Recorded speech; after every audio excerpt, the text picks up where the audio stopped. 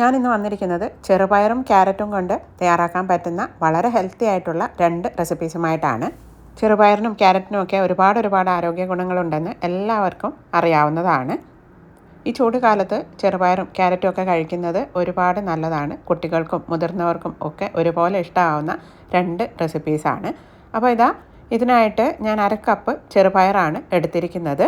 ഇത് ഞാനൊരു ബൗളിലേക്ക് ഇട്ട് കൊടുക്കുകയാണ്. ഇതാദ്യം നമുക്കൊന്ന് കഴുകിയെടുക്കാം. ഞാനിത് നന്നായിട്ട് കഴുകിയെടുത്ത് കൊണ്ടുവന്നിട്ടുണ്ട്.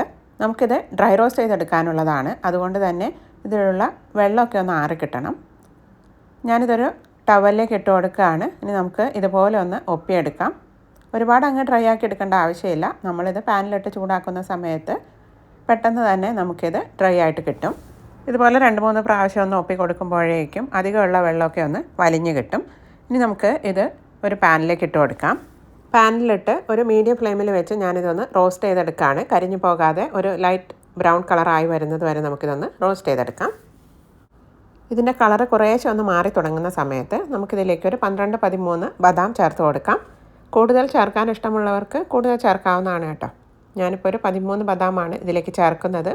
ഒരു ഫ്ലേവറിനായിട്ട് 3 ഏലക്ക കൂടി ചേർത്തിട്ടുണ്ട്. ഏലക്കയുടെ തൊലിയൊന്നും കളഞ്ഞിട്ടില്ല. ഇനി ഇതെല്ലാം കൂടി ഒന്ന് റോസ്റ്റ് ചെയ്തെടുക്കുകയാണ്. ഇതൊരു ലോ ടു മീഡിയം ഫ്ലെയിമിൽ വെച്ചിട്ട് തന്നെ വേണം റോസ്റ്റ് ചെയ്തെടുക്കാനായിട്ട്. ഹൈ ഫ്ലെയിമിൽ ഇട്ടിട്ട് ചെയ്യാൻ പാടില്ല. ഹൈ ഫ്ലെയിമിലിട്ട് ചെയ്യുമ്പോൾ ചെറുപയർ കരിഞ്ഞു പോകും. അപ്പോൾ ഇതിൻ്റെ ടേസ്റ്റ് തന്നെ മാറിപ്പോകും. അപ്പോൾ നമ്മുടെ ചെറുപയർ ആവശ്യത്തിന് റോസ്റ്റ് ആയിട്ടുണ്ട്. ഒരു ലൈറ്റ് ബ്രൗൺ കളറായി വന്നിട്ടുണ്ട്. ഇത്രയും മതി. ഇനി ഇത് ചൂടാറാനായിട്ട് ഒരു പ്ലേറ്റിലേക്ക് മാറ്റിയിടാം. ഇനി നമുക്ക് വേണ്ടത് ഒരു ക്യാരറ്റാണ്. ഒരു വലിയ ക്യാരറ്റ് തന്നെ ഞാൻ എടുത്തിട്ടുണ്ട്. ഇതിൻ്റെ തൊലിയൊക്കെ കളഞ്ഞ് കഴുകിയതിന് ശേഷം നമുക്കിതൊന്ന് ഗ്രേറ്റ് ചെയ്തെടുക്കാം. ക്യാരറ്റ് കഴിക്കുന്നത് നമ്മുടെ സ്കിന്നിനും കണ്ണിനും ഒക്കെ ഒരുപാട് നല്ലതാണ്. ഒരുപാട് ആൻറ്റി ഓക്സിഡൻസും വൈറ്റമിൻ എ ഒക്കെ അടങ്ങിയിട്ടുള്ള ഒന്നാണ് ക്യാരറ്റ്. അപ്പോൾ ഞാനിത് ഗ്രേറ്റ് ചെയ്തെടുത്ത് മാറ്റി വയ്ക്കുകയാണ്. അപ്പോഴേക്കും നമ്മൾ റോസ്റ്റ് ചെയ്ത് വെച്ചിരിക്കുന്ന ചെറുപയറും ബദാമും ഒക്കെ ചൂടാറിയിട്ടുണ്ട്. ഇതിന് ഞാനൊരു മിക്സിയുടെ ജാറിലേക്ക് ഇട്ട് ഒന്ന് പൊടിച്ചെടുക്കുകയാണ്. വല്ലാതെ സ്മൂത്തായിട്ട് പൊടിച്ചെടുക്കേണ്ട ആവശ്യമില്ല. ഒന്ന് തരിതരിപ്പായിട്ട് ഇത് പൊടിച്ചെടുത്താൽ മതി. നല്ലൊരു സ്മെല്ല് തന്നെയാണ് വരുന്നത്. ഏലക്ക ചേർത്തിരിക്കുന്നതുകൊണ്ട് ഏലക്കയുടെ സ്മെല്ല് നന്നായിട്ട് വരുന്നുണ്ട്.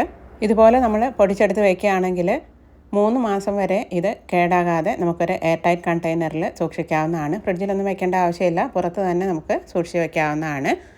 ആവശ്യമുള്ളപ്പോൾ നമുക്ക് എടുത്ത് ഉപയോഗിക്കാനായിട്ട് പറ്റും. ആദ്യത്തെ നമ്മുടെ റെസിപ്പി ഒരു ഡ്രിങ്കാണ്.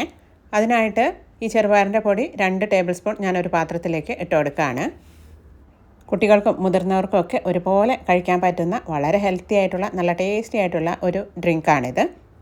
ഇതിലേക്ക് ഞാൻ 1 ഗ്ലാസ് വെള്ളം ഒഴിച്ചു കൊടുത്തിട്ടുണ്ട്. ഇനി മധുരത്തിനായിട്ട് ഈന്തപ്പഴമാണ് ചേർക്കുന്നത്. 2 ഈന്തപ്പഴം കുരുവൊക്കെ കളഞ്ഞ് ചെറിയ കഷ്ണങ്ങളാക്കി ഞാനിതിലേക്ക് ചേർത്ത് കൊടുത്തിട്ടുണ്ട്.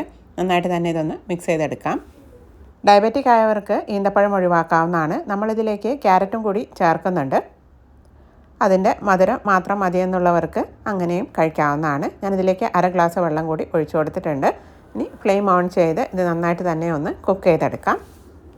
കൈവിടാതെ തന്നെ ഇത് ഇളക്കി കൊടുക്കണം. ഇത് തിളച്ച് വരുമ്പോൾ ഒന്ന് കുറുകി വരും. തിളച്ച് വന്നതിന് ശേഷം ഒരു 2-3 മിനിറ്റ് കൂടി ഒന്ന് കുക്ക് ചെയ്തെടുക്കാം. അതിന് ശേഷം നമ്മൾ ഗ്രേറ്റ് ചെയ്ത് വെച്ചിരിക്കുന്ന ക്യാരറ്റ് ഇതിലേക്ക് ചേർത്ത് ഇളക്കി ഫ്ലെയിം ഓഫ് ചെയ്ത് നമുക്കിത് ചൂടാറാനായിട്ട് മാറ്റി വയ്ക്കാം. ക്യാരറ്റ് ഒരുപാട് സമയം കുക്ക് ചെയ്തെടുക്കേണ്ട ആവശ്യമില്ല. ഈ ഒരു ചൂട് തന്നെ മതിയാവും. ഞാനിപ്പോൾ ഫ്ലെയിം ഓഫ് ചെയ്തിട്ടുണ്ട്. ഇത് അടുപ്പിൽ നിന്നും മാറ്റി വയ്ക്കുകയാണ്. ഒരു 5 മിനിറ്റൊക്കെ കഴിയുമ്പോഴേക്കും ഇത് നന്നായിട്ട് ചൂടാറിയിട്ടുണ്ട്. ഇതൊന്നുകൂടെ ഒന്ന് കുറുകി വന്നിട്ടുണ്ട്. കണ്ടില്ലേ? ഇനി ഞാനിത് മിക്സിയുടെ ജാറിലേക്ക് ഒഴിച്ചു കൊടുക്കുകയാണ്. ഇനി ഇതിലേക്ക് 1/2 ഗ്ലാസ് പശുവിൻ പാലാണ് ഞാൻ ഒഴിച്ചു കൊടുക്കുന്നത്. തിളപ്പിച്ച് ചൂടാറിയ പശുവിൻ പാലാണ് ഒഴിക്കുന്നത്. പശുവിൻ പാലിന് പകരം തേങ്ങാപ്പാലും ഇതിലേക്ക് ചേർക്കാവുന്നതാണ്. നിങ്ങൾക്ക് എത്ര ഗ്ലാസ് ഡ്രിങ്കാണോ വേണ്ടത് അതിനനുസരിച്ച് പാൽ ചേർക്കാവുന്നതാണ്. ഞാനിപ്പോൾ 2 ഗ്ലാസ് ഡ്രിങ്കാണ് ഉണ്ടാക്കിയെടുക്കുന്നത്. ഇതാ ഒന്ന് അടിച്ചെടുത്ത് കൊണ്ടുവന്നിട്ടുണ്ട്. ഒരുപാട് ഫൈനായിട്ടൊന്നും അടിച്ചെടുത്തിട്ടില്ല. ഇനി ഇത് സെർവിങ് ഗ്ലാസ്സിലേക്ക് ഒഴിച്ചു കൊടുക്കാം. ഇതിലേക്ക് കുറച്ച് അരിഞ്ഞ നട്ട്സ് കൂടി ചേർക്കുകയാണെങ്കിൽ കൂടുതൽ ഹെൽത്തി ആവും. ഞാനിപ്പോൾ അതിലേക്ക് കുറച്ച് ബദാമും കാഷ്യൂ ഒക്കെ ചെറുതായി അരിഞ്ഞ് അതും കൂടി ചേർക്കുകയാണ്. കുട്ടികൾക്കും മുതിർന്നവർക്കും ഒക്കെ ഒരുപാട് ഇഷ്ടമാവുന്ന ഒരു ഡ്രിങ്കാണ്. നല്ല ടേസ്റ്റി ആയിട്ടുള്ള വളരെ ഹെൽത്തി ആയിട്ടുള്ള നമ്മുടെ ഡ്രിങ്ക് ഇവിടെ റെഡി ആയിട്ടുണ്ട്. ട്രൈ ചെയ്ത് നോക്കിയിട്ട് നിങ്ങളുടെ ഫീഡ്ബാക്കൊക്കെ കമൻറ്റ് ബോക്സിലിടണേ. ഇനി നമുക്ക് അടുത്ത റെസിപ്പി എന്താണെന്ന് നോക്കാം. ഈ പൊടിച്ച് വെച്ചിരിക്കുന്ന ചെറുപയർ പൊടിയിൽ നിന്നും 2 ടേബിൾ സ്പൂൺ ഞാനൊരു ബൗളിലേക്ക് ഇടുകയാണ്. ഇതിലേക്ക് ഇനി ഞാൻ ചേർക്കുന്നത് 2 ടേബിൾ സ്പൂൺ പുട്ടുപൊടിയാണ്. രണ്ടും ഒരേ അളവിലാണ് എടുത്തിരിക്കുന്നത്. പാകത്തിന് ഉപ്പ് ഇതിലേക്ക് ചേർത്തതിന് ശേഷം കുറേശ്ശെ വെള്ളം ഒഴിച്ച് നമുക്ക് ഇത് പുട്ടിന് നനച്ചെടുക്കുന്നത് പോലെ നനച്ചെടുക്കാം. അപ്പോൾ ഇതാ പാകത്തിന് നനച്ചെടുത്തിട്ടുണ്ട്. ഇനി നമുക്കിതൊരു 5 മിനിറ്റ് റെസ്റ്റ് ചെയ്യാനായിട്ട് മാറ്റി വയ്ക്കാം. ഞാനിത് അടച്ചു വയ്ക്കുകയാണ്. ഈ സമയത്ത് നമുക്കൊരു ചെറിയ കഷ്ണം ക്യാരറ്റ് ഗ്രേറ്റ് ചെയ്തെടുക്കാം. നമ്മൾ പുട്ടുപൊടി നനച്ച് വെച്ചിട്ട് 5 മിനിറ്റ് കഴിഞ്ഞിട്ടുണ്ട്. ഇനി നമുക്ക് ഇതിലേക്ക് ഗ്രേറ്റ് ചെയ്ത ക്യാരറ്റ് ചേർക്കാം. ഇതിൻ്റെ ഒപ്പം തന്നെ കുറച്ച് ചിരകിയ തേങ്ങ കൂടി ചേർക്കാം. 1 ടേബിൾ സ്പൂണൊക്കെ മതി. ഇത് ഓപ്ഷനിലാണ്, നിങ്ങൾക്ക് ഇഷ്ടമുണ്ടെങ്കിൽ മാത്രം ചേർത്താൽ മതി. ഇതെല്ലാം കൂടി നന്നായിട്ടൊന്ന് യോജിപ്പിച്ചെടുക്കുകയാണ്. ഇത്രയേ ഉള്ളൂ. ഇനി നമുക്ക് സാധാരണ പോലെ പുട്ടുണ്ടാക്കിയെടുക്കാം. നമ്മൾ ഈ പൊടിച്ച് വെച്ചിരിക്കുന്ന ചെറുപയറിൻ്റെയും ബദാമിൻ്റെയും പൊടിയുണ്ടല്ലോ, അത് പുട്ടുപൊടിയിലേക്ക് മാത്രമല്ല കേട്ടോ ചേർക്കാൻ പറ്റുന്നത്. ദോശ ഉണ്ടാക്കുമ്പോൾ ദോശയുടെ മിക്സിലേക്ക് ചേർക്കാം. അതുപോലെ ഇഡ്ഡലി ഉണ്ടാക്കുമ്പോൾ ഇഡ്ഡലിയുടെ മിക്സിലേക്ക് ചേർക്കാം. കൂടുതൽ ഹെൽത്തി ആവും.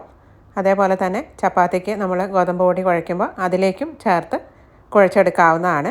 പെട്ടെന്ന് തന്നെ ഇത് ആവി കയറി വരും കേട്ടോ. നമ്മൾ ഓൾറെഡി എല്ലാം ഡ്രൈ റോസ്റ്റ് ചെയ്തെടുത്തതാണല്ലോ, അതുകൊണ്ട് തന്നെ വേവിക്കാനായിട്ടൊരു ബുദ്ധിമുട്ടും ഇല്ല. അപ്പോൾ ഇതാ നമ്മുടെ പുട്ട് ഇവിടെ റെഡി ആയിട്ടുണ്ട്. അടിപൊളിയല്ലേ? കാണാൻ തന്നെ നല്ല ഭംഗിയില്ലേ? നല്ല സോഫ്റ്റുമാണിത്, പഞ്ഞിക്കെട്ട് പോലെ സോഫ്റ്റാണിത്. നല്ല ടേസ്റ്റുമാണ് കഴിക്കാനായിട്ട്. ഒരു പഴമോ അല്ലെങ്കിൽ ഒരു പപ്പടമോ ഒക്കെ കൂട്ടി ഈ പുട്ട് കഴിക്കാവുന്നതാണ്. അപ്പോൾ ഇതാ അടിപൊളി പുട്ടല്ലേ? ഈ 2 റെസിപ്പീസ് നിങ്ങൾക്ക് എല്ലാവർക്കും ഇഷ്ടമായിട്ടുണ്ടാകുമെന്ന് വിചാരിക്കുന്നു. വളരെ ഹെൽത്തി ആയിട്ടുള്ള ഈ 2 റെസിപ്പീസും ട്രൈ ചെയ്ത് നോക്കിയിട്ട് നിങ്ങളുടെ ഫീഡ്ബാക്കൊക്കെ കമൻറ്റ് ബോക്സിലിടണേ. എൻ്റെ ഈ വീഡിയോ ഇഷ്ടമായിട്ടുണ്ടെങ്കിൽ ലൈക്ക് ചെയ്യാനും ഫ്രണ്ട്സിനും റിലേറ്റീവ്സിനൊക്കെ ഷെയർ ചെയ്യാനും എൻ്റെ ഈ ചാനൽ സബ്സ്ക്രൈബ് ചെയ്യാനും മറക്കല്ലേ. മറ്റൊരു അടിപൊളി റെസിപ്പിയുമായിട്ട് അടുത്ത വീഡിയോയിൽ കാണാം. Thank you. Bye bye.